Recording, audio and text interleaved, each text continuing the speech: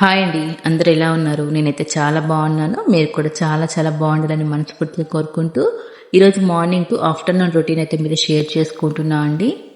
ఇక మార్నింగ్ అయితే లేవగానే అయితే కిచెన్లోకి అయితే వచ్చేసానండి. ఈరోజు అయితే ఇంకైతే పాలైతే పెట్టేసుకుంటున్నా.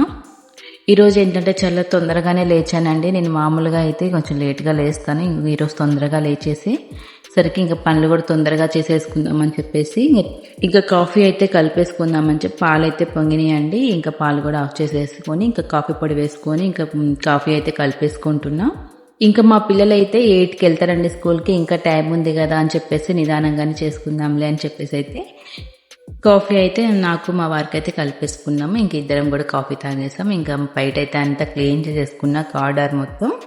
ఇంకా అంతా తుడిచేసుకొని అంతా ఆరిపోయినాకైతే ఇలా ముగ్గు అయితే పెట్టుకుంటున్నా అండి. ఈరోజు నేను చుక్కల ముగ్గే వేసుకుంటున్నా అనమాట.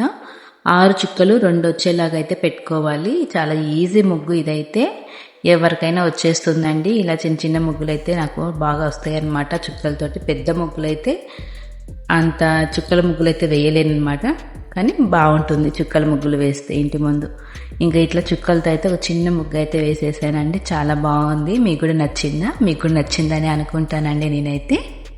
ఇంకా ముగ్గు కూడా కంప్లీట్ అయిపోయిందండి. ఇంకైతే ఈ బ్రేక్ఫాస్ట్ అయితే చేసేద్దామని చెప్పేసి ముందైతే బాండి పెట్టేసుకుని దాంట్లో కొంచెం ఆయిల్ అయితే వేసేసుకుంటున్నా అండి. ఇడ్లీ పిండి ఉందనమాట. ఈ రోజు ఇడ్లీలు అయితే ఇంకా బోర్ కొట్టేస్తుంది కదా, పిల్లలకైతే ఇలాగా రొట్టెలాగా వేసి చేద్దాం, దాన్ని పిజ్జాలాగా కట్ చేస్తే పిజ్జా అనుకొని తినేస్తారనమాట. అలా బాగుంటుంది.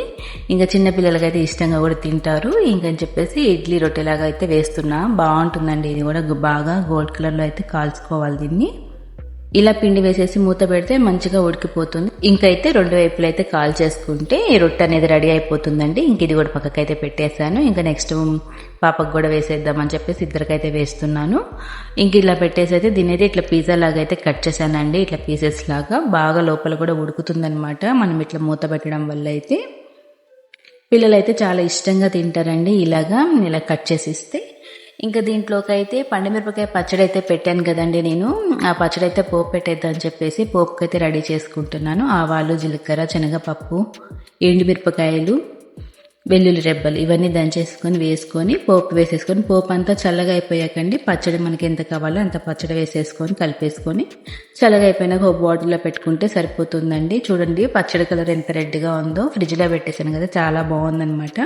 ఇంకైతే స్నాక్స్కి, టిఫిన్కి అన్నీ కూడా రెడీ చేసేసి మా పిల్లలకైతే బాక్స్ అయితే పెట్టేశానండి. ఇంకా వాళ్ళ స్కూల్కి అయితే వెళ్ళిపోయారు. ఇంకా ఆఫ్టర్నూన్ లంచ్ కోసం అయితే ఈరోజు సింపుల్గా అయిపోయి దొండకాయ కర్రీ అయితే చేద్దాం అనుకుంటున్నానండి.